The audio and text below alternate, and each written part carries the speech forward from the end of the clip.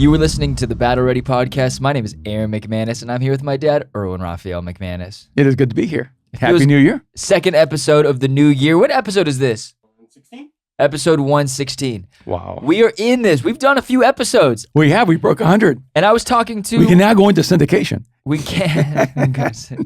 So a couple weeks ago, we talked about winter is coming. We did. Last week, we talked about the Matrix, red pill, blue pill. Mm-hmm.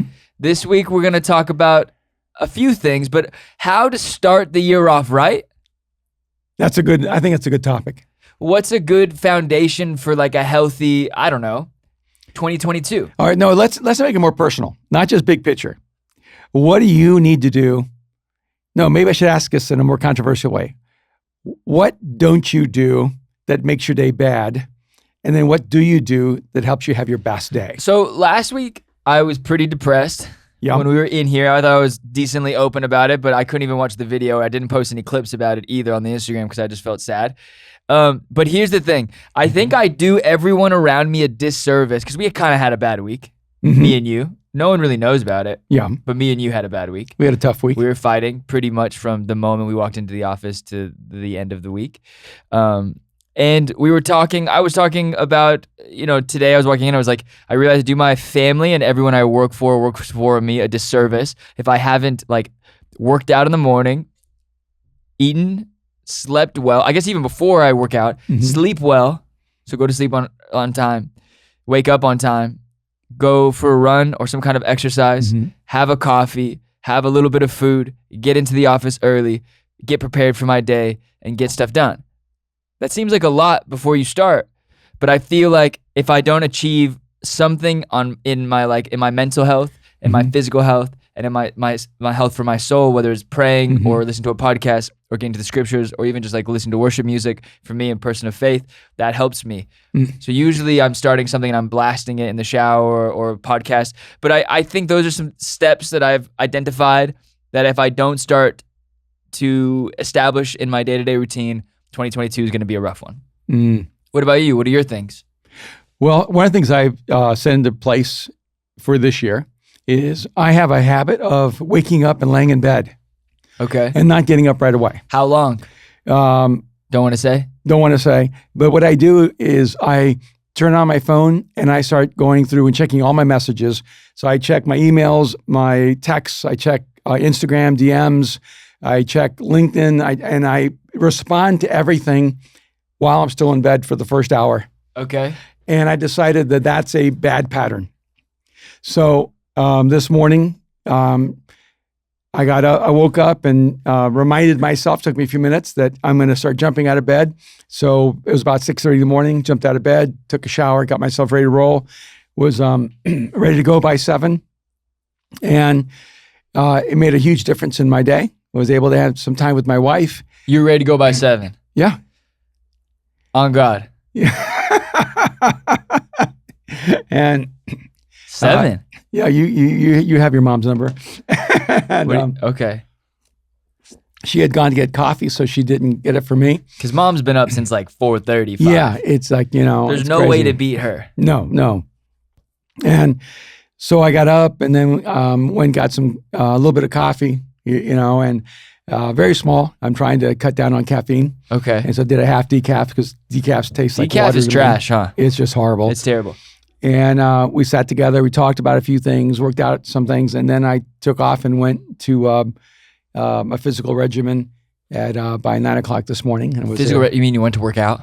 And no, because I was going through other kind of testing and stuff like that. Oh, okay. So you're doing a physical breakdown. Okay. Yeah. Okay. And mostly they're doing because of all the injuries in my life, they were doing a massive injury assessment to see which part of my body still moves, what functions, right, what exercises I can do and shouldn't do. And, when you're 63, you have to be really strategic about getting healthy. Right. And about optimizing your capacity. And so, so one of the things I made a decision was hopping out of bed.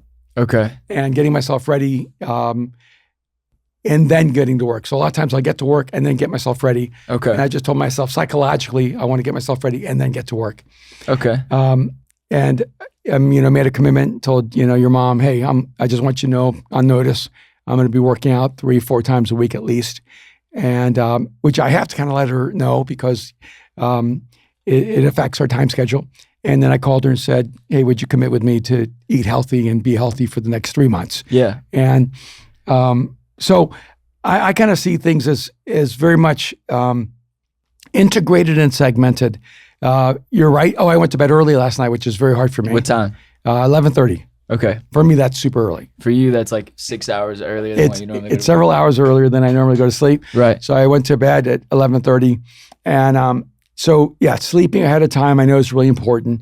Getting up early, dealing with your physical well-being, dealing with your spiritual posture, connecting to God, connecting to Jesus in a really intimate way. Getting yourself, I don't want to use a word that, is like a trigger word, I guess, but I was like, what's a trigger word? Go. Getting yourself centered. Is that a trigger word? I don't know. It just, a lot of people. How would that be? I don't know. Certain words that Christians use, certain words Christians don't use. Wait, what do you mean? Why was that trigger word? That's interesting. Yeah, it's just not language you usually hear like in faith. But I also think this is really important. What do you feel like you hear in faith? I don't know. Honestly, the language leaves me right now. Maybe like have your quiet time or Oh, like spend time with God. Yeah. But you're not really talking about outcomes. You're usually talking about outputs, like read your Bible, pray, and those are outputs. Outcomes are that you actually are centered. Oh, that's amazing. That you're connected with that. And so I think a lot of times spiritual disciplines in the Christian world have been more focused on actions rather than outcomes. Go into that, because something I find really interesting is a lot of my, some of my friends will ask every once in a while how I feel about meditation. Do you meditate? See, and that's an output, but it's not an outcome. See, what's the goal of meditation? The goal of meditation is to be centered. It's to, right.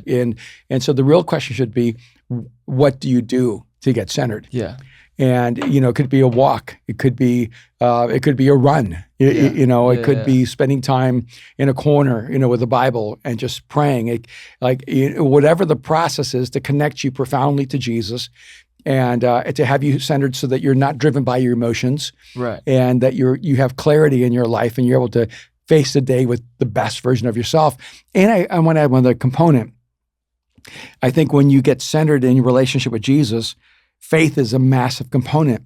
Not faith as a belief system, but faith as an activating reality where God is actually energizing you, giving you strength, giving you courage. And I find in my life when I have big faith, when I have this great confidence that God is with me and that I can accomplish anything with Him, I can do all things through Christ who strengthens me. Philippians 4:13. That actually affects my life. It affects the way I make choices. It affects my courage. It affects my determination, and it makes a huge difference. I always find this really interesting. Psalms 1 talks about meditation. It says, I will meditate on your laws day and night, right? But I think there is something biblical about meditation. Absolutely. And for the forward outcome or for the desired outcome to be not just an action, but something that's centering, something that's bringing peace into your life, bringing everything that, God says that we should have, like, peace, patience, all the fruits of the Spirit, all those things, right? Yeah, and I'm going to work my way up to it, but I'm hoping I can have my phone off at least 2 hours every day. Yeah. I'm trying to teach you how to just turn your phone asleep, like how to turn it, like just to let it sleep and have personal time, Yeah. And there's a lot of people know, hey, I'm not available right now. Yeah. That's actually a good thing. That is a good thing. And I actually like the new update. The new update actually protects you. Have you seen the new update on iPhone? Protects you from what? I mean, like if I say that I'm on personal or on focus, it does not ping me unless you're in my my list of people that I want to hear from. Oh. So if I put work apps inside of the workspace, when I click work, it'll let my email come through, all my notifications come through, my Slack come through. But when I go 9:30, my phone goes sleep. That's so cool. And so I only hear from people that if I'm thinking about it and I want to reach out to those people, I just don't even respond. So I just put my phone on sleep now at 9:30, I think. Okay. And when you showed me that yesterday. Yeah. But then it has an auto wake up alarm system and the whole thing, and I like it. Yeah. Okay, so can we break into a couple of things, or do you have something you want to talk about? I have a question. Why are Christians so afraid of going back to church? Or are they just uninterested? Well, I think that if you did a survey Okay. Christians are not afraid to go back to sports, to sporting events, I think that the SoFi Stadium is packed with Christians watching the Rams play or the Chargers play. Right. So do you feel like it's people just being uninterested? Yeah, I think the Staples Center is full of Christians watching the Lakers and the Clippers, and I think that Christians seem to be the most likely people to not worry about masks and going to restaurants and going back to all the day activities and taking their kids to soccer, camps, and it seems that the last thing that people are choosing to go to right now is church, or to work. I think is the last thing. Work is the thing they definitely don't want to go to. Well, I'm hoping that Christians actually are going to work, but maybe that isn't true either. I think everyone's working. I don't think they're going to the office though. Yeah. So what do you think it is? If I went with just the conversations I've had, the number one reason right now families aren't going back to church, where they don't go back to church, is that they can't afford for their kid to not be allowed to go back to school and having to quarantine them for 2 weeks to a month. Some schools right now, I think Brooke is one of those, was saying that if Milo gets sick or if you guys travel or something, you're not allowed to take him back for a month. No, every other parent has kept their kid out for a month. So do they give you that money back? So far, Milo did get COVID over Christmas, and I was really upset with their policy, and they did refund me. Oh. But normally we pay when he's sent home sick, and he has been sent home sick a lot. Wow. And as a parent, if you don't have a flexible schedule or flexible workflow, you have to leave your job for a month to watch your kid. It's crazy. And so I think that the primary, because what I'm noticing is that here in LA, the primary holdback are families with kids. And I saw 75% drop in kids in our South Pasadena campus because parents are someone's sick or they're worried about their kid not being able to go back to school. Right. So maybe the reason they're not going back to church is that they're going back to the games because they're just there as adults. I did find this interesting, and I'm going to be very careful with what I say because a lot of people, obviously, they go to Mosaic, listen to the podcast. But you did credit, so South Pass it's a beautiful theater that's been renovated. Yeah. We renovated during COVID. And the downstairs is for anyone who you can wear a mask, you don't have to wear a mask. Right. Upstairs, though, you have to be vaxxed and you have to Wear a mask. Yeah. We don't do that in Hollywood. No. We kind of just trust people and just let people do what they feel comfortable. And we're not going to mandate things. Right. We don't think the government should mandate things, so we don't mandate things. We just want people to be comfortable. Right? But I did find something interesting. We were up in the balcony, me and you. Right. And there were people were in the space where you have to be vaccinated and you have to wear a mask. Right. But they're not wearing masks. No, they were wearing masks. No. I was watching. There were a couple people who was like pulling them down while they were singing. And I was laughing. I'm like, you want to come up here to follow the rules so you could break them. But it doesn't matter. I do think that when people are concerned, they're more concerned that other people obey the rules. It is an interesting thing, right? Yeah. And I'm not like, there's no shade. It's just a funny, funny human thing. But I think it's interesting because we've had people tell us just point blank, we're not coming back unless everyone's wearing a mask. We've also had other people tell us point blank, we would love to come back. We just can't risk our kids not going to school. We've had other people tell us we'd love to come back, but we're scared. Yeah. We're scared about COVID, Omicron, Delta. We're scared. And there are people genuinely who are fearful and are afraid. And I do think it's an interesting time of self-reflection, because you can talk about faith until it actually has real credibility in real life. And I just think that the reality is that Americans have a very thin faith, that the people who believe in Jesus across America overwhelmingly, everybody's saying, Christians don't believe in the science. Well, I actually do. I think that some of the best scientists the world has ever created were Christians, and they were people of faith. Right. And so I think that's kind of absurd. But I also think sometimes Christians don't necessarily believe in I almost say like the afterlife, because we're so afraid that it just feels like we're terrified. We're afraid of sickness. We're afraid of death. We're afraid of so many different things. And when you look at the reality of this whole situation. Life is full of challenges. Life is full of risks. You cannot live life well.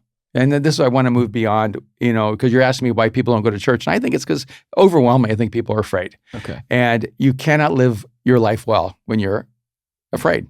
Right. Forget COVID, forget,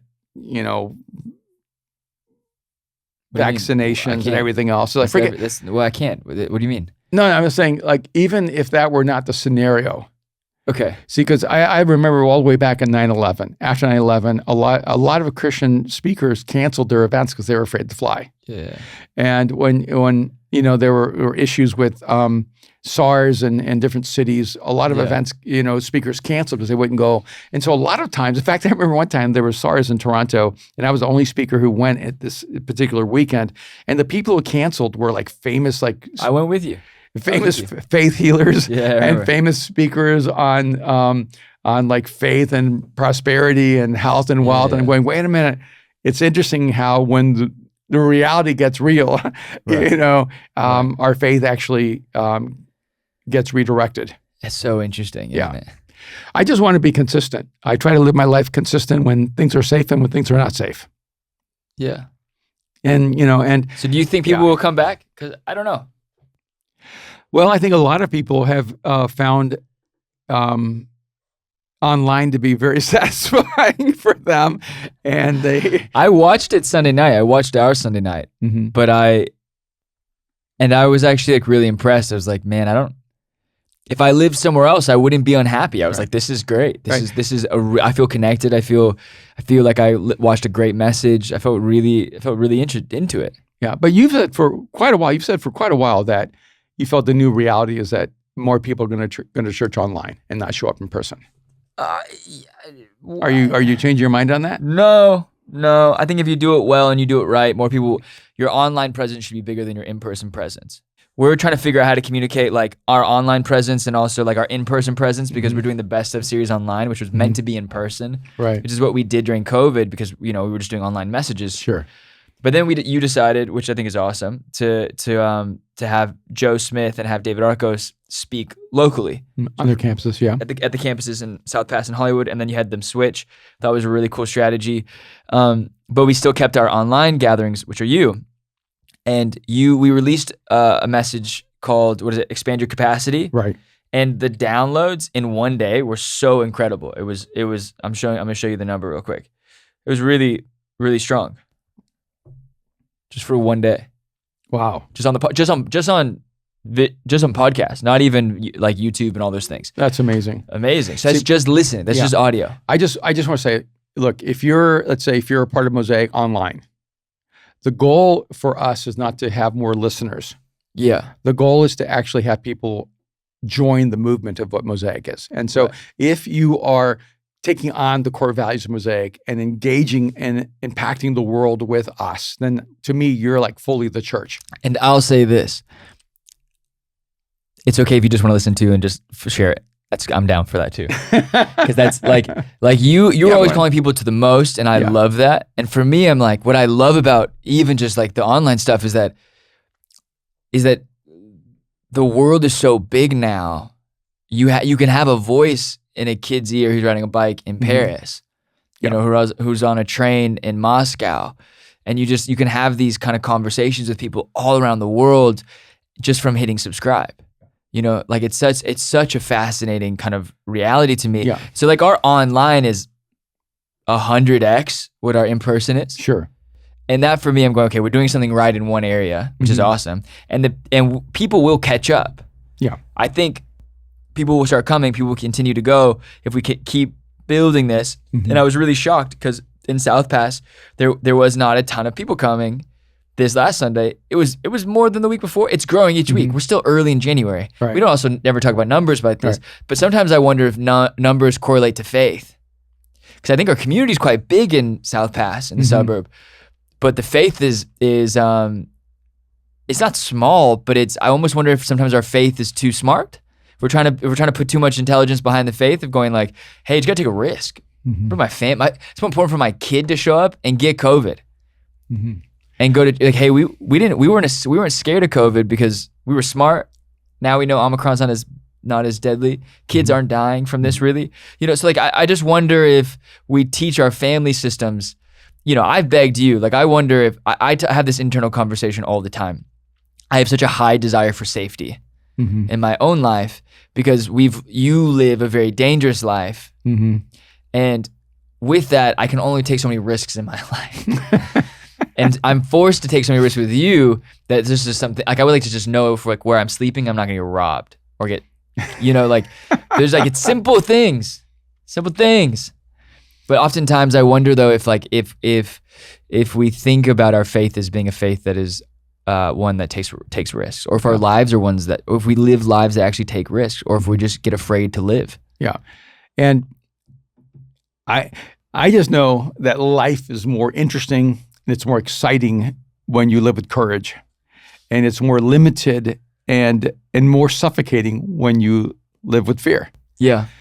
And I think it's part of what Jesus does in our life is like to give us more courage than we ever had. And it's funny because I had to do this massive assessment today, and they were like, "Okay, can you share with us everything that you've ever injured?" And I was going through. I'm going, I think I've broken almost everything. And then I said, "Oh, I forgot. I broke my jaw. I forgot. I said, oh, I have a torn rotator cuff. Which one? Both shoulders. Oh, knee surgeries." And just going through this list of things.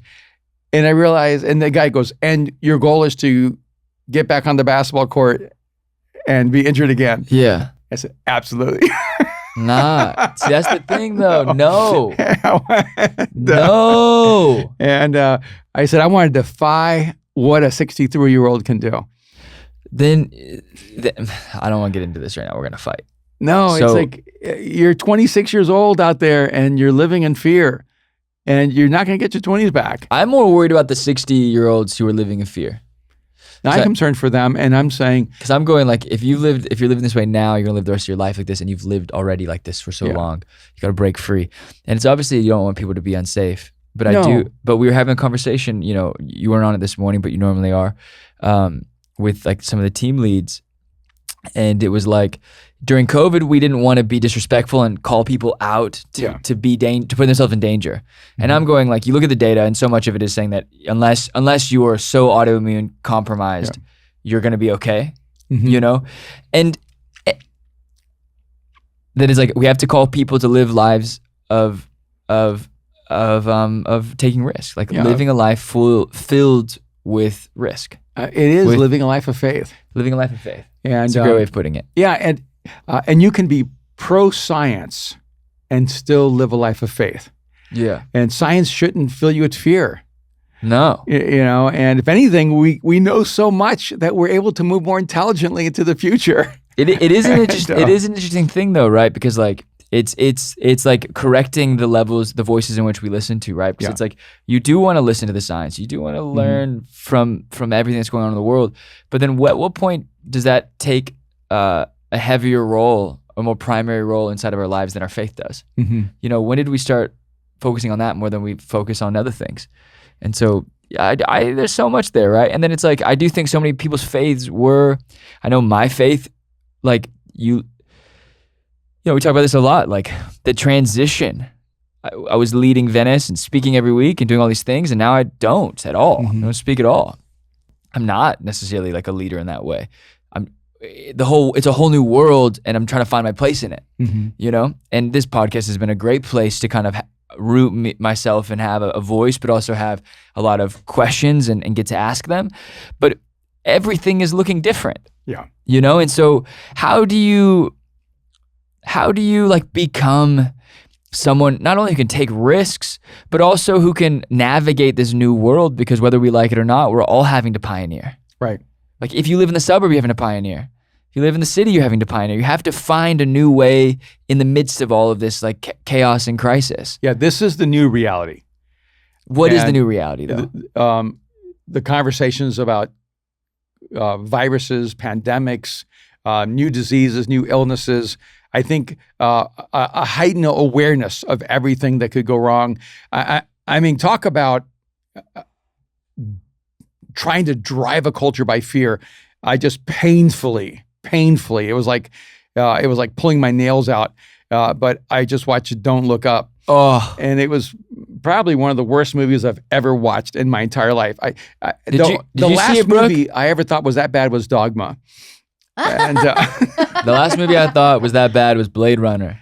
oh, I'm kidding. Original or remake? No, I like the remake now. I took it a few times. It's just boring. If I want to take a nice nap and have a great soundtrack, and then when I wake up to Ryan Gosling looking at me, then I watch Blade Runner. all right, but think about this. All right, here's basically a satire.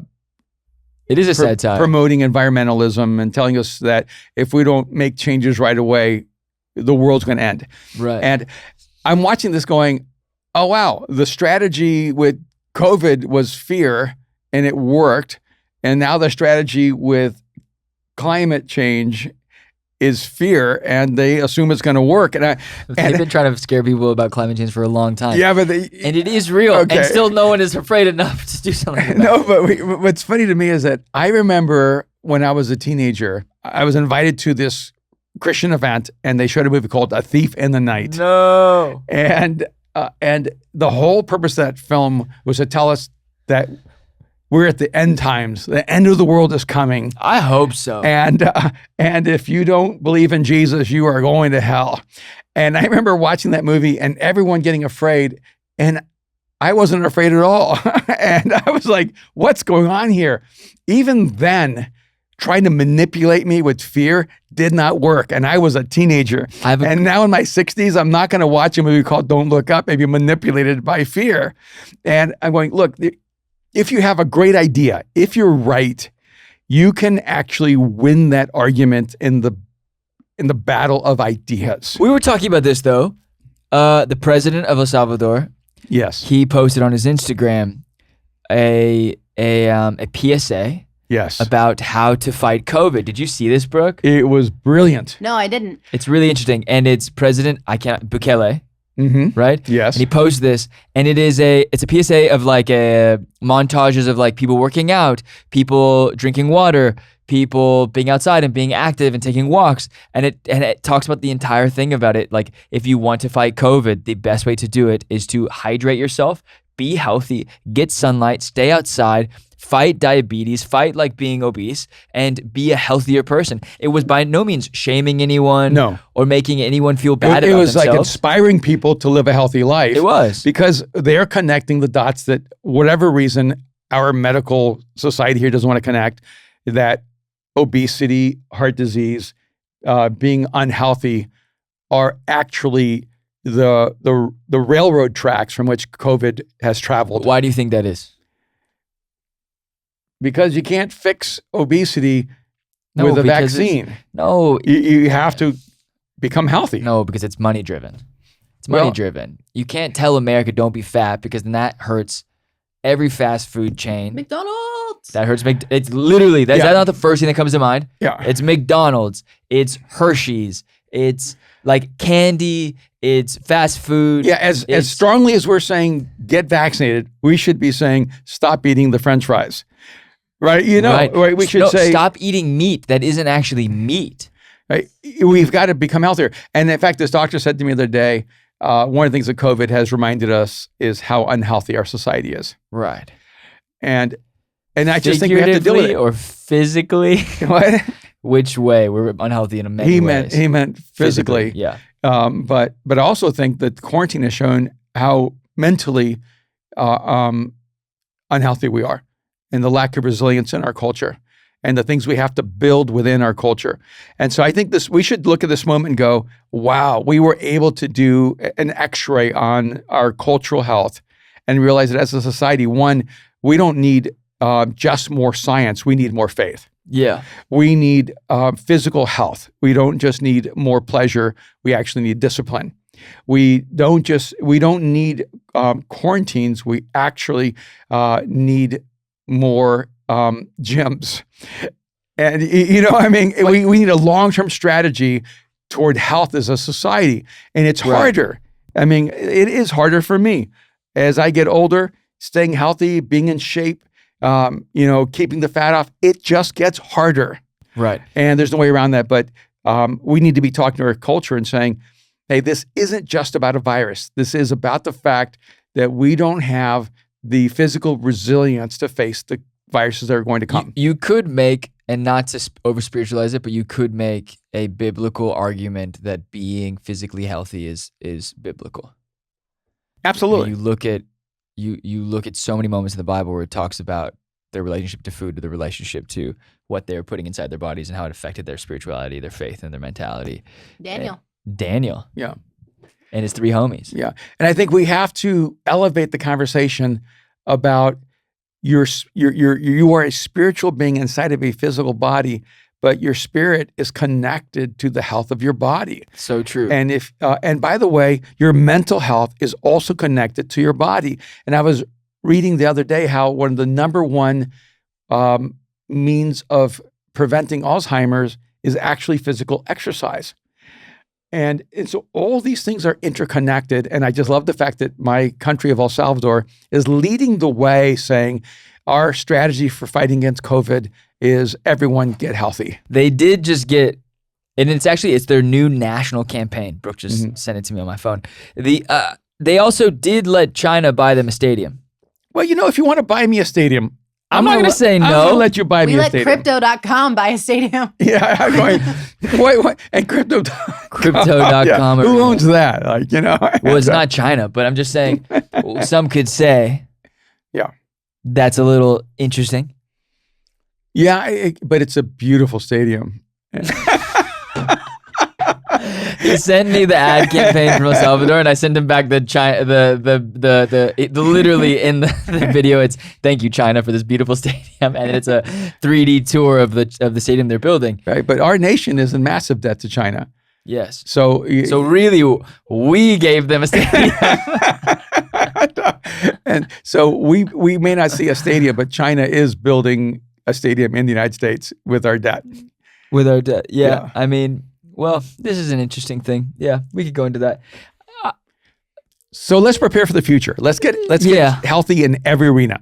One of the things we know through the quarantine is that we have a need for mental health. People are struggling with depression, anxiety, stress.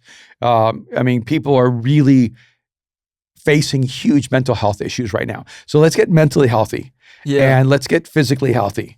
And you don't have to be a super athlete, but you just need to work at getting healthier than you are right now. And I've made that personal commitment myself. And to take time, to carve time out of my week, every week, to get physically healthy. Let's get emotionally healthy. Let's not allow negative emotions like anger and bitterness and jealousy and envy to begin to shape us, but let's let positive emotions like, hope and joy and love and forgiveness shape us. And let's get the core of us spiritually healthy. Let's make sure that we're connected to Jesus at the deepest, most intimate level. And if you're listening right now and you don't even believe in Jesus, I'm telling you, the health of your soul is something that you don't have the capacity to care for fully. That's something that only God can do fully. Oh my gosh. I was just watching, is it Mayor of Dogtown? Yeah, Mayor of Dogtown. Did you watch No. Sorry, Mayor of Kingstown. Sorry, Mayor of Kingstown with Jeremy Renner. Yeah. Did you see the last episode? Yeah, of course I did. Where the girl's sitting on the floor and she said, I realized they took my soul. They took a large of my soul. I'll never get back. Yeah. And then she said, and so I thought about just cutting out the rest of it. She was thinking about killing herself. And he goes, so what are you going to do? And she goes, well, I had this thought. Is it possible to grow back a soul? Wow. And when I heard that line, I just felt arrested, and I wanted to text you, but it was so late, and that I wanted to bother you. At 11:30. I did, but we had already said goodnight. We did. We had already said goodnight. Yeah. And when she said, I thought to myself, is it possible to grow back a soul? And I went to go, oh, this is exactly where so many people are. They feel like their soul has been torn apart by the choices they made in the past, by the bad decisions they made, by the way their heart's been broken by other people, that they don't know if they have much of a soul left. Yeah. And that's when I just wanted to scream to the whole world. And not only can your soul grow back, but Jesus can actually give you a new whole soul. Yeah. And but it takes time for that soul to grow back. In a sense, it's like Jesus places this seed inside of this mustard seed, but everything necessary to grow that soul back to full health is there. Yeah, it's so beautiful. And I just wanted to jump into Mayor of Kingstown and wanted to be a character to go, yes. Yeah. you can grow your soul back. Don't give up on that hope. Yeah, it's so beautiful. Yeah. I do think that it's time for people to stop being afraid. And Yes. if you're wondering, like, is Aaron telling me to risk my life? Yeah, I think I am. I think 2 years is enough to stop living your life. Mm-hmm. You know, and I think it's time to now start taking risks, because I'm like, you know, a guy, someone famous, really famous, died yesterday. Bob Saget. Bob Saget. House. Bob Saget 65 years old. just dropped dead in a hotel. They don't know why. And you were 62, 63. Yeah, 63. And it made me, I don't know why, but I cried in the car. I mourn for his family. I'm sad Yeah. for his family, right? But I don't have like a personal connection to Bob Saget. Sure. I wasn't a fan of the show or him Right. or anything. But a friend was, and he was posting about him, and I was like, man, if you were, you know, I'm having those conversations, there's those thoughts of life is so fragile, and Yeah. life is so delicate, and yet we're so resilient. And so it's such a paradox, right? Like Yeah. the human body and the human mind and the human soul is so resilient and so strong, and yet we're so fragile, and we can die Yeah. at any given moment. So does that, like, that in between, that balance of how do we live inside of the resilience that I know the strength that I know we're built in, and yet how do we not be afraid of just dropping dead? Because I had this thought. I walked into my door when I saw it. I was, you know, I don't know if anyone out there does this, but I sit in my car before I go inside. I was sitting in my car, I was looking at Instagram or TikTok or something, and my friend had posted, like, Bob had passed away, and it was a photo of him and Bob, and I thought of you, and I was like, 65. Like, I just to only have 24 months left, and and how hellish of a week I made last week, because I was being such a terrible person, of unkind and being so tough to work with, and being so, like, you know, I don't know if I needed power or if I needed control, but I've realized this is I am my most unhealthy self when I need more control, or I need more authority, or I need more power. And I'm the last person who should have it when I'm wanting it, you know? That's And- true for everyone. No, but some people are not Driven by awful. power as much. Well, I don't think I'm driven, but I think I've been watching a lot of Game of Thrones. And I put myself as the dragon lady. I'm like, am I? Kalaran. That's not Kalaran. No, but her name's Daenerys. Khaleesi, but you're Khaleesi. Aaron, so. Kalaran. Kalaran. That was me. But I was like, well, who am I? Who am I in the cast? Who am I in the show? And, you know, we always want to be Jon Snow. We always want to be the hero. But sometimes I don't think I am. I don't think I'm the hero. I think, and you actually, we were talking about this last week, and I want to go into it. I think I would have been Daenerys. I think Jon Snow would have shivved me. Shivved me with some dragon glass. And I'm giving away the end if you haven't watched it. But we were talking about Harry Potter last week, because Harry Potter did a 20-year anniversary special on did. HBO Max. I was losing my mind. I cried many times. I was sitting there weeping, because when Rupert Grint looked at Emma Watson and Watson. said, "I love you."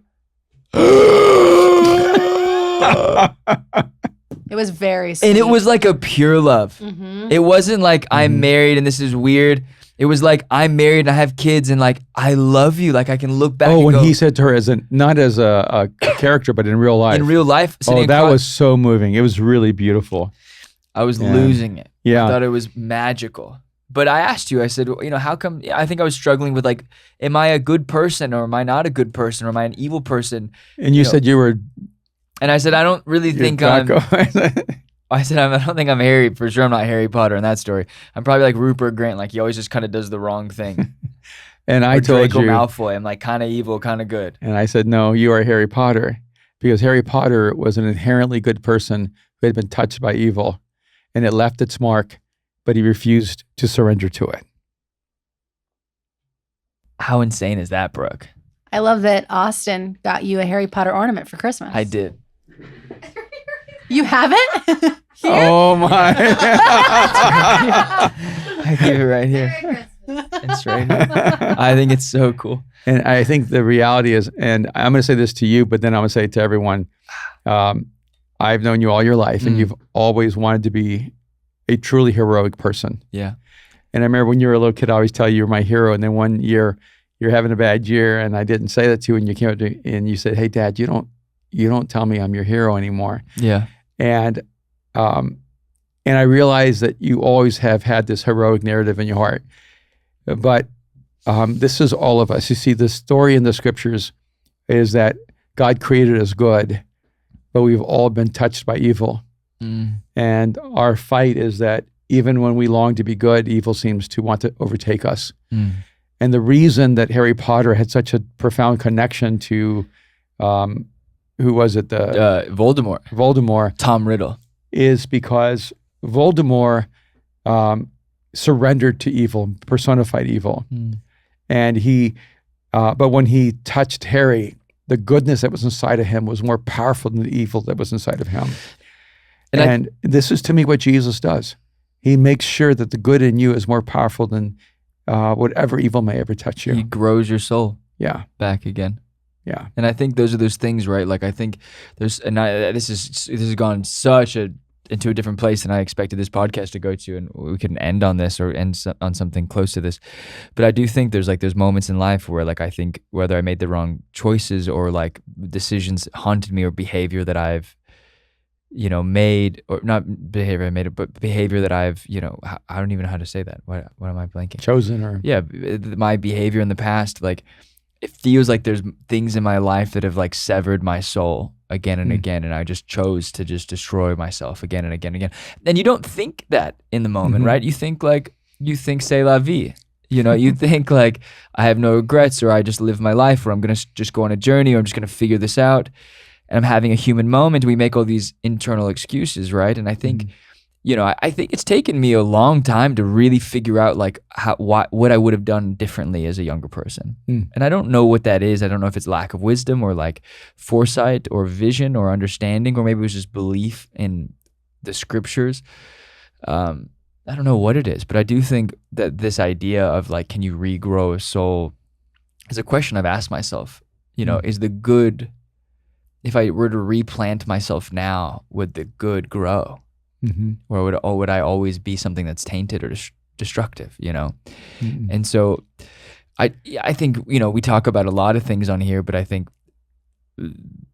so much of it is in this foundation of, and I think as we look at 2020, we look at what we want to do with this podcast and what we want to do with our lives, if we don't check the soul first, if we don't go into the things of our soul and dig into it and go, what's in here? What is it growing with? What are we feeding into it? Yeah, it's funny. I just did all this blood work, and what they do when they do the blood work is they find out what's missing. Like if you're missing vitamin D, or if you're missing zinc, or if you're missing, right? And then they'll tell you, or if you have too much of something, cholesterol or something like that. And I found that now, like at my stage in life, that blood work is really helpful because I can be more focused in what I need to do to get myself in an optimal, healthy place. Yeah. But most of us don't take time to do that kind of blood work on our soul. Yeah. And to sit back and go, hey, what is it that I really need? What are the deficiencies in my life? Maybe my deficiency is trust. I don't know how to trust people. I don't trust God. And I gotta build the trust in my life. Or maybe it's I'm not good with forgiveness. I hold on to grudges and bitterness. And so, like, I think you can actually do a self-assessment of your own soul and sit down and go, what are the things that I'm deficient in that God says I need to be a healthy person? Yeah. And because I do think you said two things that have to be answered. One, am I tainted forever? No. Yeah. You are made new. Yeah. And how many times though? Every day. He makes everything new every morning. Yeah, but it's a hard reality to believe, right? It's hard to believe things. Yeah, it's hard. Yeah. Keep going. And it's interesting because Harry's mark of evil was on his forehead. So interesting, huh? So that everyone could see he was marked by the touch of evil. Huh. But so they had to be able to look past what they saw on the surface, to look into the soul of Harry Potter to know he was good. Wow. And I think I don't know if, J.K. Rowling meant all the levels of this metaphor, but they're there. Yeah. And I think it's because it's a true human story. And I know every person that's listening has had moments in their life that they thought, I can never be good enough, or I'm never going to be whole, or I'm never going to be healed. And and it's because you're looking in the mirror and all you see is that mark of the dark side of who you are. Right. And but I want to say just to you and to everyone, the good wins. Yeah. Light wins over darkness. Love wins over hate. Jesus wins because you're not just being made better, you're being made alive. And so you weren't injured and Jesus is healing you. You were dead and Jesus is making you alive. And now but you're uncomfortable being alive. See, you don't know what it feels like to be alive. So you go back to what it feels like to be dead or just to exist. And once you start living life the way you're created to live, you're going to get more and more of a feel for it. And so I've watched you, like early on, you were sometimes seemingly unaware that you were just taking a more destructive path. Now you become aware of it so fast because God is giving you more and more wisdom and allowing you to see the light faster than before. Right.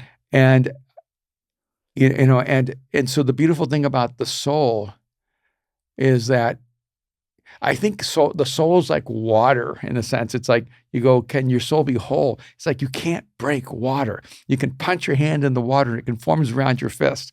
But the moment you pull the fist back out, the water pulls itself back together. You see, the moment you give up on the things that have left you broken, the moment you let them go, the moment you forgive, the moment you trust Jesus and the moment you move toward freedom, it's like the water closes up the gap and your soul becomes whole the moment you let those things leave you. Right.